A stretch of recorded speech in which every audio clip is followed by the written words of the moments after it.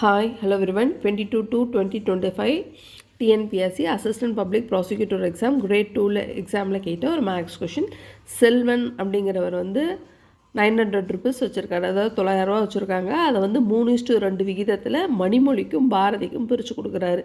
பாரதிக்கு கிடைக்கும் தொகை எவ்வளோன்னு கேட்குறாங்க. 4 ஆப்ஷன். ஆப்ஷன் பி 360, 360 தான் எப்படின்னு பார்த்துடலாம். ஸோ நம்ம 900 என்ன ரேஷியோவில் பிடிக்கிறோம்? 3:2. ஸோ அதை ரேஷியோஸை ரிமூவ் பண்ணுறதுக்காக 3x 2xன்னு எழுதிக்கலாம். ரெண்டுத்தையும் கூட்டும்போது 5x வருது.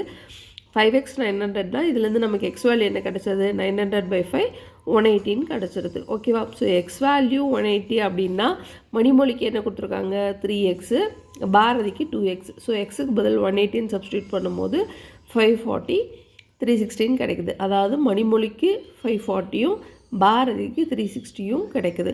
கொஷனில் என்ன கேட்குறாங்க? பாரதிக்கு எவ்வளோ கிடைக்குது அமௌண்ட்டு அப்படின்னா ஸோ 360. ஸோ இந்த கொஷனுக்கான ஆன்சர் ஆப்ஷன் பி 360. தேங்க்யூ.